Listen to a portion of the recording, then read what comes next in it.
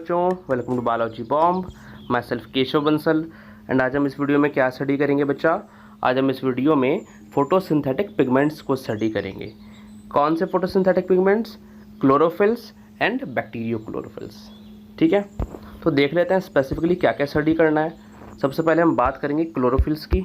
ठीक है, उसका पहले हम इंट्रो लेंगे कि क्यों ये फोटोसिंथेटिक पिगमेंट है। ठीक है, क्या करता है ये। फिर हम उसके स्ट्रक्चर को स्टडी करेंगे डीपली। ठीक है, क्लोरोफिल्स के टाइप्स देखेंगे।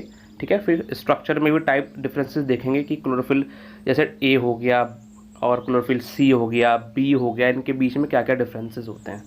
क्लियर। फिर हम देखेंगे स्पेसिफिकली क्लोरोफिल ए और क्लोरोफिल बी के बीच में क्या क्या डिफरेंसेस है इन टोटल। ठीक है, स्ट्रक्चरल भी आपके मॉलिक्यूलर फॉर्मूला में क्या डिफरेंस होता है। ठीक है, थोड़ा फंक्शन में डिफरेंस देखेंगे। देन हम बात करेंगे सबसे लास्ट में बैक्टीरियोक्लोरोफिल्स की। ठीक है, ये भी जो पिगमेंट होता है ये किस टाइप के फोटोसिंथेटिक ऑर्गेनिज्म में प्रेजेंट होता है। ठीक है, तो जो वीडियो है उसे स्टार्ट करते हैं। क्लियर। तो हम बात कर रहे हैं फोटोसिंथेटिक पिगमेंट्स की। ठीक है, जो कि क्लोरोफिल और बैक्टीरियोक्लोरोफिल हम बता रहे हैं। ठीक है, तो पिगमेंट्स स्टडी करने से पहले फोटोसिंथेसिस क्या होता है थोड़ा सा हमें पता होना चाहिए। क्लियर, इसकी बात करते हैं।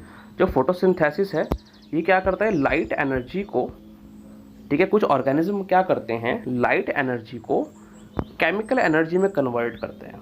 ठीक है, देन उस केमिकल एनर्जी को यूज़ किया जाता है फूड को क्रिएट करने में। ठीक है, फूड को सिंथेसाइज करने में, जो जनरली कार्बोहाइड्रेट्स होते हैं। ठीक है, फिर इन्हीं प्रोड्यूसर्स पे, ठीक है, जो आगे की चैन होती है और ट्रॉफिक लेवल्स वो डिपेंड होते हैं। क्लियर। तो लाइट एनर्जी को यूज़ किया गया, केमिकल एनर्जी में कन्वर्ट किया गया, देन उस केमिकल एनर्जी का यूज़ करके फूड को सिंथेसाइज किया गया। ठीक है, तो ये क्या होता है, फोटोसिंथेसिस का प्रोसेस होता है। ठीक है, अच्छा, अब यहाँ पर हमने कहीं भी ऑक्सीजन की बात नहीं की कि ऑक्सीजन रिलीज़ हो रहा है फिर नहीं रिलीज़ हो रहा है। ठीक है, क्योंकि ऑक्सीजन जो है वो फोटोसिंथेसिस का बिल्कुल मेन पार्ट नहीं है। यानी फोटोसिंथेसिस क्या है कि लाइट एनर्जी को केमिकल में कन्वर्ट किया और उससे फूड सिंथेसाइज किया। ठीक है, अब ऑक्सीजन रिलीज हो भी सकती है और नहीं भी, ये डिपेंड करता है किसके अंदर फोटोसिंथेसिस हो रहा है। ठीक है, क्योंकि फोटोसिंथेसिस की अगर हम मेजर टाइप देखें तो फोटोसिंथेसिस ऑक्सीजनिक भी हो सकता है, फोटोसिंथेसिस एनऑक्सीजनिक भी हो सकता है कि फोटोसिंथेसिस तो हो रहा है। ठीक है, जैसे बैक्टीरिया के अंदर हम देखेंगे, क्लियर, जिनके अंदर ये पिगमेंट यूज़ हो रहा है बैक्टीरियोक्लोरोफिल, तो उनके अंदर फोटोसिंथेसिस हो रहा है, वे लाइट एनर्जी को कन्वर्ट करके कर रहे हैं केमिकल एनर्जी में, देन उसे फूड सिंथेसाइज कर रहे हैं, बट वहाँ पर ऑक्सीजन लिबरेट नहीं हो रही है। ठीक है, तो एनऑक्सीजनिक। फिर एक थर्ड टाइप भी होती है, रोडोप्सिन बेस्ड फोटोट्रॉफी होती है। ठीक है, वो आरकेई के अंदर यूज़ होती है। क्लियर। तो जो फोटोसिंथेसिस है हमें पता हो गया कि वो क्या होता है। ठीक है, यानी लाइट एनर्जी को हम केमिकल में कन्वर्ट कर रहे हैं, बट इस लाइट एनर्जी को केमिकल में कन्वर्ट करने से पहले इस लाइट एनर्जी को एब्जॉर्ब करना भी तो ज़रूरी है, बिकॉज लाइट एनर्जी आ कहाँ से रही है, लाइट एनर्जी सन से आ रही है। ठीक है, तो उस लाइट एनर्जी को एब्जॉर्ब करने के लिए बच्चा हमें कुछ पिगमेंट्स रिक्वायर्ड होते हैं। हमें यानी उन प्लांट्स को, उन एल्गेज को, ठीक है, उन बैक्टीरियाज को कुछ पिगमेंट्स रिक्वायर्ड होंगे जिससे लाइट को एब्जॉर्ब कर सकें ताकि फर्दर फोटोसिंथेसिस का प्रोसेस हो सके। ठीक है, तो हमें पता चलेगा कि हमारा टॉपिक जो है वो कहाँ स्टैंड करता है। तो अब हमें एक पिगमेंट्स को स्टडी करना है, तो स्टार्ट करते हैं। सबसे पहले हम बात कर रहे हैं क्लोरोफिल की। ठीक है, क्लोरोफिल जो होगा वो आपको कैसे ऑर्गेनिज्म में मिलेगा, कैसे फोटोसिंथेटिक ऑर्गेनिज्म में मिलेगा, ऑक्सीजनिक, जो ऑक्सीजन को लिबरेट कर रहे हैं। ठीक है, और ये बात ध्यान रखना, ऑक्सीजन लिबरेट किस मॉलिक्यूल से होता है, बिकॉज हम कार्बन डाइऑक्साइड भी ले रहे हैं। ठीक है, और H2O भी ले रहे हैं, यानी जो भी ऑर्गेनिज्म है फोटोसिंथेटिक। ठीक है, तो जो ऑक्सीजन है वो किससे रिलीज हुआ, वो कार्बन डाइऑक्साइड से रिलीज हुआ है, फिर H2O से, तो ध्यान रखना वो H2O से रिलीज होता है। ठीक है, तो क्लोरोफिल जो है वो कहाँ मिलेगा, वो ऑक्सीजनिक फोटोसिंथेटिक ऑर्गेनिज्म के अंदर मिलेगा। अब इसके कुछ सब डिफरेंट टाइप्स होते हैं जो डिफरेंट ऑर्गेनिज्म में प्रेजेंट होंगे। तो क्या हो सकते हैं, chlorophyll A, B, C and D. ठीक है, chlorophyll A, B, C and D. ठीक है, ये सारे जो पिगमेंट्स होते हैं सारे कैसे होते हैं, लिपिड सॉल्युबल पिगमेंट्स होते हैं। और क्या काम करते हैं, जो सबसे मेन काम है, बिकॉज पिगमेंट की एक तरह एक्ट कर रहे हैं, ये लाइट को एब्जॉर्ब करते हैं। ठीक है, कैसी लाइट को एब्जॉर्ब करते हैं, अब हम कह रहे हैं इलेक्ट्रोमैग्नेटिक स्पेक्ट्रम। ठीक है, जो भी विजिबल लाइट होती है, जैसे सूरज से बहुत सारी लाइट आ रही है, ठीक है, डिफरेंट डिफरेंट वेवलेंथ्स की, तो उसमें जो विजिबल रेंज होती है जिसके अंदर आपको जैसे रेनबो के अंदर 7 कलर्स होते हैं, ठीक है, तो उसके अंदर जो ब्लू और रेड कलर होता है, ठीक है, लाइट का भी कौन सा पार्ट जो ब्लू और रेड वेवलेंथ है उसको एब्जॉर्ब करते हैं, तो ये पता होना चाहिए, ठीक है। फिर जो हम बात कह रहे हैं कि क्लोरोफिल जो है, ठीक है, ये तो हमने इंट्रोडक्शन ले लिया, क्लोरोफिल का यूज़ क्या है, ठीक है, कितने टाइप्स के होते हैं। अब हम बात करते हैं मेन चीज़ की जो है स्ट्रक्चर है। तो क्लोरोफिल जो होता है बच्चा, क्लोरोफिल या तो क्लोरीन डेरिवेटिव होगा या फिर पोरफायरिन डेरिवेटिव होगा, ठीक है। अब यहाँ पर देखना अभी थोड़ा सा कॉम्प्लेक्स पार्ट स्टार्ट हो रहा है, तो हम हर एक लाइन को विद स्ट्रक्चर स्टडी करेंगे, ठीक है, बने रहना साथ में। क्लोरोफिल या तो क्लोरीन डेरिवेटिव हो सकता है या फिर पोरफायरिन डेरिवेटिव हो सकता है। सबसे पहले हम इस डेरिवेटिव शब्द को समझते हैं। देखो कि लेट हमने कहा बच्चा, वेट अ बिट, लेट हमने कहा ये स्ट्रक्चर, ये ग्रीन बॉक्स जो है ये क्लोरीन है, ठीक है, और ये ऑरेंज बॉक्स जो है ये क्या है, ये पोरफायरिन है, ठीक है। अब अगर मैं इस स्ट्रक्चर के अंदर, इस ग्रीन बॉक्स के अंदर कुछ चेंजेस कर दूं, कुछ ग्रुप्स ऐड कर दूं, कुछ रिमूव कर दूं, ठीक है, और इस जो येलो बॉक्स है जिसे हम पोरफायरिन बता रहे हैं, इसके अंदर मैं कुछ ऐड या फिर रिमूव कर दूं, तो अब ये प्योरली क्लोरीन और प्योरली पोरफायरिन नहीं रहे, अब ये उनसे बने कुछ कंपाउंड्स बन गए जिसके लिए हम टर्म यूज़ कर रहे हैं डेरिवेटिव्स, ठीक है। तो क्लोरोफिल या तो क्लोरीन का डेरिवेटिव होगा या फिर पोरफायरिन का डेरिवेटिव होगा, यानी क्लोरीन तो प्रेजेंट है, उसके साथ कुछ छेड़छाड़ कर दी गई है, ठीक है, वो हम देखेंगे कौन से ग्रुप्स ऐड किए गए हैं, ठीक है, क्या चीज़ हटाई गई है, क्लियर। तो क्लोरोफिल या तो क्लोरीन का डेरिवेटिव होगा फिर पोरफायरिन का डेरिवेटिव होगा। अब हम देखते हैं इस क्लोरीन और पोरफायरिन के बीच का रिश्ता क्या है, ठीक है। क्या होता है कि जो पोरफायरिन है, ठीक है, पोरफायरिन के अंदर, अभी हम देखेंगे फिगर के अंदर, पोरफायरिन के अंदर एक जगह डबल बॉन्ड प्रेजेंट होता है। अभी आप इतना देखो, पोरफायरिन के अंदर एक जगह डबल बॉन्ड प्रेजेंट होगा, ठीक है, उस डबल बॉन्ड को अगर हम रिमूव कर देंगे, उस डबल बॉन्ड को अगर हम रिमूव कर देंगे तो क्या बन जाएगा, तो क्लोरीन बन जाएगा, ठीक है। तो यही चीज़ यहाँ पर लिखी है साइड में कि अगर हम जो पोरफायरिन रिंग है, ठीक है, पोरफायरिन रिंग में से डबल बॉन्ड रिमूव कर देंगे, ठीक है, कहाँ से, उसमें पैरोल रिंग अभी हम देखेंगे स्ट्रक्चर, ठीक है, पैरोल रिंग प्रेजेंट होता है पोरफायरिन के अंदर भी, ठीक है, तो वहाँ से डबल बॉन्ड को रिमूव किया जाता है, तो उससे क्या हो जाता है, वो पोरफायरिन क्लोरीन में कन्वर्ट हो गया। बिकॉज ये बहुत सारे बुक्स के अंदर गिवन नहीं होता कि सब बुक्स के अंदर ऐसे लिख देता है कि क्लोरोफिल जो है वो पोरफायरिन से बना है, ठीक है, वो पोरफायरिन का डेरिवेटिव है, बट मतलब अगर मैं स्पेसिफिकली बात करें तो सिर्फ पोरफायरिन का डेरिवेटिव नहीं है, ठीक है, जो क्लोरोफिल है वो क्लोरीन का डेरिवेटिव भी हो सकता है, पोरफायरिन का भी हो सकता है। कुछ बुक्स में ऐसे लिख देते हैं पोरफायरिन या फिर porphyrin like rings, but specifically नाम नहीं लिखते, ठीक है। तो ध्यान रखना, या तो क्लोरोफिल जो है वो क्लोरीन का डेरिवेटिव होगा या फिर पोरफायरिन का डेरिवेटिव होगा।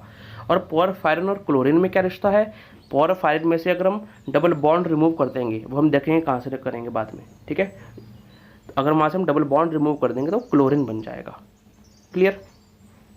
अब हम बात करते हैं पोरफायरिन के सबसे पहले, ठीक है, फिर हम क्लोरीन पे भी आएंगे। तो सबसे पहले हम बात करते हैं पोरफायरिन की। तो जो पोरफायरिन होता है, पोरफायरिन में हम क्या कह रहे हैं बच्चा, पोरफायरिन में हम कह रहे हैं कि पोरफायरिन के अंदर क्या होगा, 4 पायरोल रिंग्स प्रेजेंट होंगी। पोरफायरिन के अंदर 4 पायरोल रिंग्स प्रेजेंट होंगी और 4 मिथाइन लिंकेजेस प्रेजेंट होंगी। देख लेते हैं स्ट्रक्चर में, एक बार फिर देख लो, पोरफायरिन के अंदर 4 पायरोल रिंग्स एंड 4 मिथाइन लिंकेजेस, ठीक है। अभी देखो ये स्ट्रक्चर है, ये आपका क्लोरोफिल ए का स्ट्रक्चर है, ठीक है, चाहे आप अभी उसे छोड़ भी दो।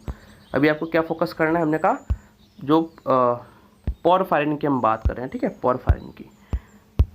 पहले मैं इसे थोड़ा सा चेंज कर दूं। अभी हम यहाँ पर एक डबल बॉन्ड को ऐड कर रहे हैं, ठीक है, अभी हम यहाँ पर क्या कर रहे हैं बच्चा, डबल बॉन्ड को ऐड कर रहे हैं, ठीक है, और इन हाइड्रोजन को रिमूव कर दे रहे हैं वैलेंसी को सही करने के लिए, ठीक है। अभी मैं आपको बाद में बताऊंगा कि हमने क्यों किया, क्लियर। ये जो स्ट्रक्चर है, ठीक है, ये जो स्ट्रक्चर है ये क्या है आपका पोरफायरिन, ठीक है, इसके अंदर कुछ एडिशनल स्ट्रक्चर भी है, उसके हम बाद में बात करेंगे, ठीक है। तो पोरफायरिन जो होता है उसके अंदर क्या बताया हमने कि 4 पायरोल रिंग्स प्रेजेंट हैं। देख लेते हैं, 1 2 3 4, ठीक है, ये 4 पायरोल रिंग्स प्रेजेंट है। तो हमने कहा 4 पायरोल रिंग्स हो गई हमारी। फिर हमने क्या बात कही, इसके अंदर ये जो 4 पायरोल रिंग्स प्रेजेंट है किससे जुड़ी होंगी, ये 4 मिथाइन लिंकेजेस से जुड़ी होंगी। ठीक है, ये 4 मिथाइन लिंकेजेस से जुड़ी होंगी। देख लेते हैं 1 2 3 4। तो ये जो 4 पायरोल रिंग्स हैं 4 मिथाइन लिंकेजेस से जुड़ी हैं। ठीक है, ठीक है। अब क्या कह रहा है ये कि अब हमें पता चलेगा कि 4 पायरोल रिंग प्रेजेंट है, 4 मिथाइल लिंकेजेस से वे जुड़ी हैं, 4 पायरोल रिंग्स। ठीक है, अब हम बात करते हैं इस पायरोल रिंग की। एक पायरोल रिंग के अंदर आपको 5 एटम्स मिलेंगे। किसके, मतलब 5 एटम की रिंग है जिसके अंदर बच्चा आपको 4 तो मिलेंगे कार्बन, 4 आपको कार्बन मिलेंगे और एक आपको मिलेगा नाइट्रोजन एटम। हमने कहा 5 एटम्स की रिंग है जिसके अंदर आपको 4 कार्बन और एक नाइट्रोजन मिलेगा। देख लेते हैं, ये 4 पायरोल रिंग है, कोई से भी एक रिंग उठा लेते हैं। ठीक है, लेट ये हमने उठा ली। ये सारे के सारे जो हैं ये एक्स्ट्रा ग्रुप हैं, इन्हें आप अभी कंसिडर मत करो, बिकॉज अभी हम किसकी बात कर रहे हैं, हम खाली जो है पोरफायरिन की बात कर रहे हैं। बिकॉज हमने क्या कहा था कि जो ये पूरा क्लोरोफिल का मॉलिक्यूल है बच्चा, इसके अंदर हमने क्या कहा पोरफायरिन का डेरिवेटिव है या फिर क्लोरीन का डेरिवेटिव है। ठीक है, इसलिए बहुत सारे एक्स्ट्रा ग्रुप्स इसके अंदर अटैच्ड है। अभी आप सिर्फ किस पर फोकस करो, जिसे मैंने इन कलर से हाईलाइट किया है। ठीक है, तो लेट ये एक क्या प्रेजेंट है, ये आपकी पोरफायरिन रिंग प्रेजेंट है। ठीक है, तो इसके अंदर हम देख लेते हैं, इसके अंदर हमने कहा कि 4 हमारे पास क्या प्रेजेंट है, 4 हमारे पास कार्बन प्रेजेंट है। ठीक है, तो ये 4 कार्बन हो गए, ये 4 कार्बन हो गए। एक हमने कहा हमारे पास क्या प्रेजेंट है, एक हमने कहा बच्चा हमारे पास नाइट्रोजन प्रेजेंट है, तो एक नाइट्रोजन हो गया। ठीक है, तो एक पायरोल रिंग के अंदर 5 एटम्स की रिंग है, 4 कार्बन, एक नाइट्रोजन। ठीक है, अच्छा जी, अब हम कह रहे हैं ये तो हमारा पोरफायरिन की पूरी कंप्लीट बात हो गई। ठीक है, अब हम बात करते हैं क्लोरीन की, कि अगर क्लोरीन, हमने कहा क्लोरीन के डेरिवेटिव भी होते हैं क्लोरोफिल। ठीक है, क्लोरीन में क्या होता है, कुछ तो हमें पता है, कुछ रिश्ता पोरफायरिन और क्लोरीन का, कि जो पोरफायरिन है उसी से क्लोरीन बनता है जब हम डबल बॉन्ड रिमूव कर देते हैं। और कहाँ से, अब हमें समझ में आ जाएगा, एक पायरोल रिंग में से हम डबल बॉन्ड रिमूव कर देंगे। अब आपको ध्यान आ रहा होगा, मैंने शुरुआत में ही डबल बॉन्ड लगाया था। ठीक है, इस जगह मैंने शुरुआत में डबल बॉन्ड लगाया था, है ना। अब हम क्या करेंगे, इस डबल बॉन्ड को रिमूव कर देंगे। उससे क्या होगा, ये यहाँ पर वैलेंस से सेट करने के लिए हाइड्रोजन जुड़ जाएगा इससे। ठीक है, तो हाइड्रोजन जुड़ गया इससे, फटाफट मैं सब रिमूव कर देता हूँ। तो ये क्या है आपका, ये क्लोरीन डेरिवेटिव हो गया। ठीक है, क्लोरीन डेरिवेटिव क्लियर। अब जब हमने इसमें से यहाँ से एक डबल बॉन्ड रिमूव कर दिया रिंग नंबर 4 में से, जो मैंने आपको पहले इसमें ऐड किया था। ठीक है, तो वो रिमूव करने से क्या हुआ कि 3 तो हमारे पास क्या रह गई, 3 तो हमारे पास, क्योंकि डबल बॉन्ड जब हमने रिमूव नहीं किया था तब जाकर ये 4 पायरोल रिंग्स थी। ठीक है, तो ये तो अभी भी पायरोल रिंग है, ये भी पायरोल रिंग है, ये भी पायरोल रिंग है। ठीक है, बट नंबर 4 वाली पायरोल रिंग नहीं रही हमारी।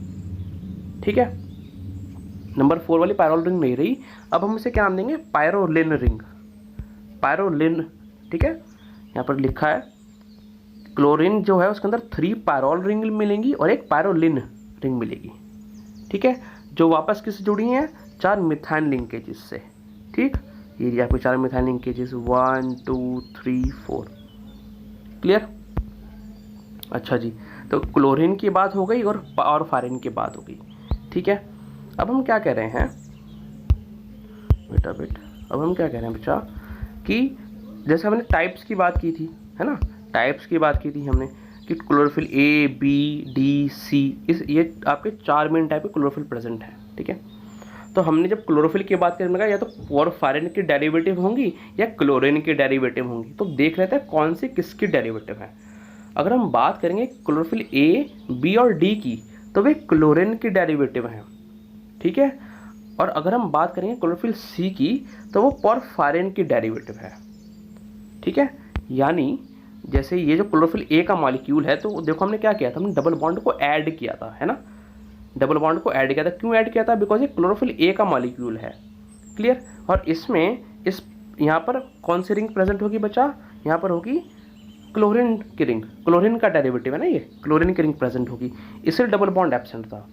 अगर यहाँ पर क्लोरोफिल का स्ट्रक्चर होता, क्लोरोफिल C का स्ट्रक्चर, तो डबल बॉन्ड ऑलरेडी लगा हुआ होता। ठीक है, इसलिए। और जो साथ में क्लोरोफिल बी है और डी है वो भी क्या है, क्लोरीन डेरिवेटिव, ठीक है, इसलिए वहाँ पर डबल बॉन्ड नहीं लगा हुआ है। अच्छा जी, एक ये वाली बात हो गई। अच्छा, हमने पहले ऊपर बात की कि जो क्लोरोफिल है वो क्या है बच्चा, वो फोटोसिंथेटिक पिगमेंट है, ठीक है, मतलब लाइट को एब्जॉर्ब करेगा, ठीक है, रेड लाइट को एब्जॉर्ब कर रहा है, ब्लू लाइट को एब्जॉर्ब कर रहा है, लेकिन इसमें कौन सा पार्ट लाइट को एब्जॉर्ब करेगा, बिकॉज हम स्ट्रक्चर की बात कर रहे हैं, ठीक है, तो उसे देखते हैं। अब तक हमने क्या किया, अब तक हमने सिर्फ एक ही पार्ट पर फोकस किया, इस वाले, ठीक है, और पार्ट को हमने नेग्लेक्ट किया। अब हम और को भी देखते हैं, ठीक है, बिकॉज हम पोरफायरिन और क्लोरीन डेरिवेटिव स्टडी कर चुके हैं।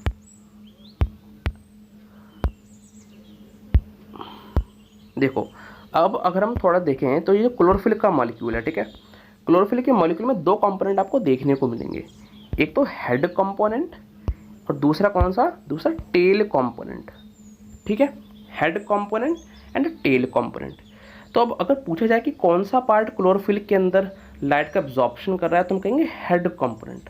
और हेड कंपोनेंट कौन सा है, पोरफायरिन और क्लोरीन डेरिवेटिव, ठीक है, जो पोरफायरिन रिंग से बना है फिर क्लोरीन रिंग से बना है, ठीक है, बेटा।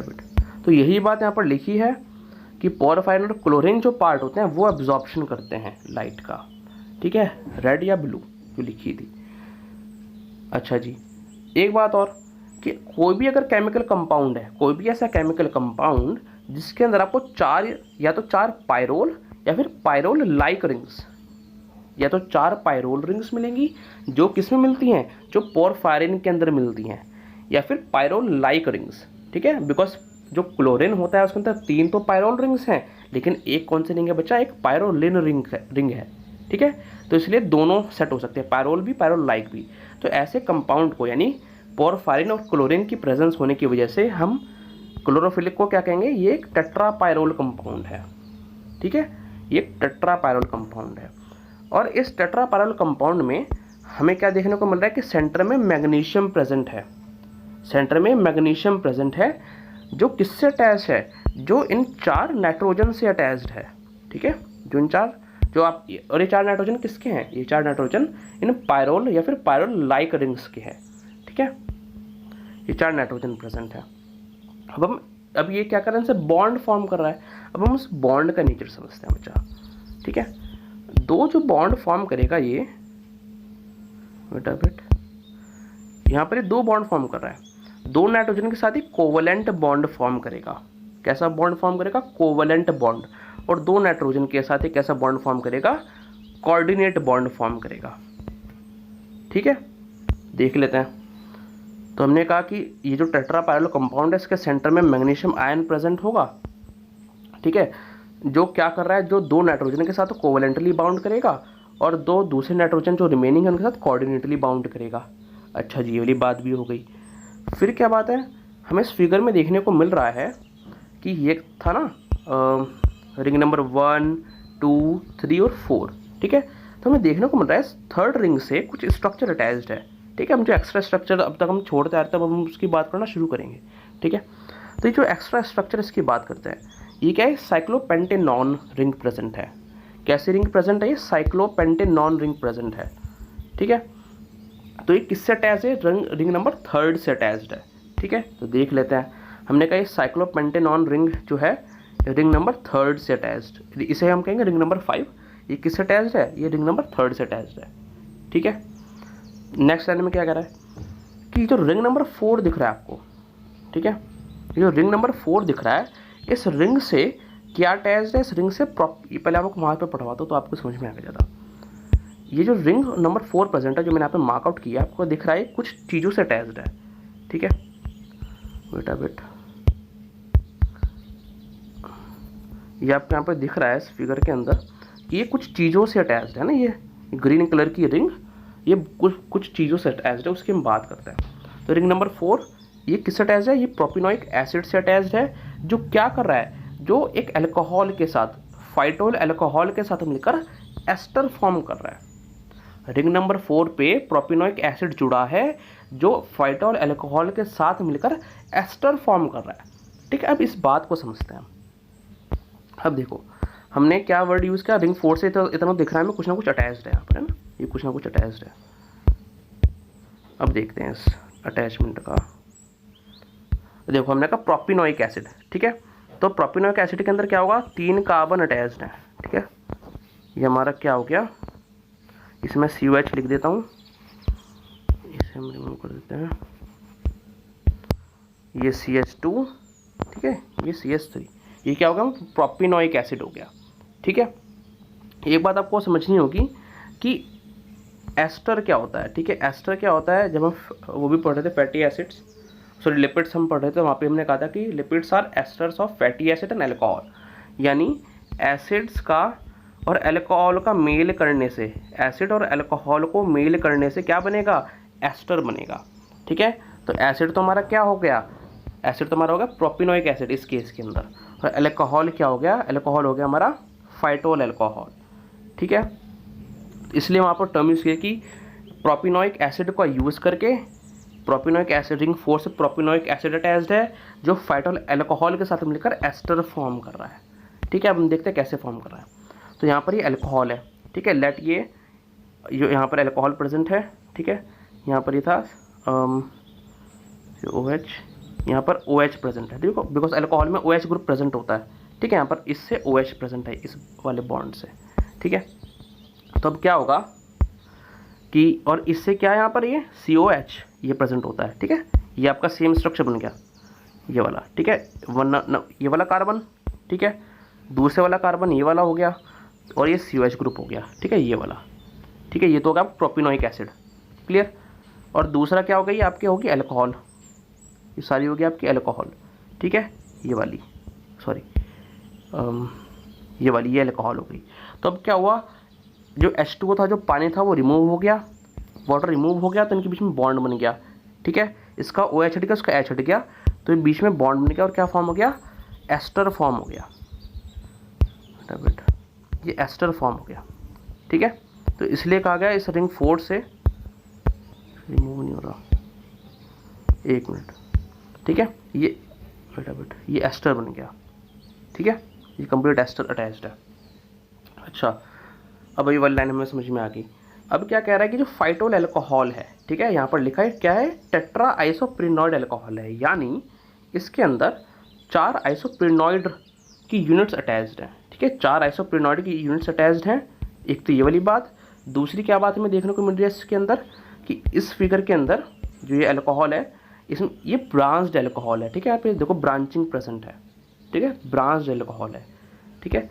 तीसरी बात हमें क्या देखने को मिल रही है बच्चा, कि सिर्फ एक डबल बॉन्ड प्रेजेंट है, सिर्फ एक डबल बॉन्ड प्रेजेंट है, ठीक है। तो हमने कहा फाइटोल में क्या है, टेट्रा आइसोप्रीनॉइड अल्कोहल, यानी 4 आइसोप्रीनॉइड की यूनिट्स होंगी, ब्रांच्ड होगी, और एक कार्बन कार्बन डबल बॉन्ड होगा, क्लियर। अगली बात क्या है कि यहाँ पर जो आपको फिगर में शो किया गया, यहाँ पर किसका एग्जाम्पल लिया गया है, क्लोरोफिल A का एग्जाम्पल लिया गया है ना। तो इस क्लोरोफिल, अब ये क्लोरोफिल A है, ठीक है। अगर यहाँ पर, बिकॉज हमने क्या बात की थी, क्लोरोफिल A, B और D में क्या होगा, क्लोरीन डेरिवेटिव होगा, ठीक है, क्लोरीन डेरिवेटिव होगा, और तीनों के अंदर ही टेल भी प्रेजेंट होगी, आइसो जो आपकी फाइटोल टेल है ये भी प्रेजेंट होगा, ठीक है। और जो हेड होगा वो आपका क्लोरीन डेरिवेटिव होगा। अभी सारे शब्द आपको समझ में आ रहे होंगे। लेकिन जो क्लोरोफिल C है उसमें हमने एक डिफरेंस क्या पढ़ा बच्चा, उसके अंदर हमने एक डिफरेंस पढ़ा है कि यहाँ पर ये क्या प्रेजेंट होगा, पॉरफायरिन डेरिवेटिव होगा, यानी डबल बॉन्ड प्रेजेंट होगा रिंग नंबर 4 में, क्लियर। दूसरा बड़ा डिफरेंस क्या है कि क्लोरोफिल C के अंदर आपको ये टेल नहीं मिलेगी, ये फाइटोल टेल एब्सेंट होगी, ठीक है। क्लोरोफिल C के अंदर ये टेल एब्सेंट होती है, तो आपको सिर्फ हेड लाइक स्ट्रक्चर मिलेगा उसके अंदर, ठीक है। तो डिफरेंस याद रखना, क्लियर।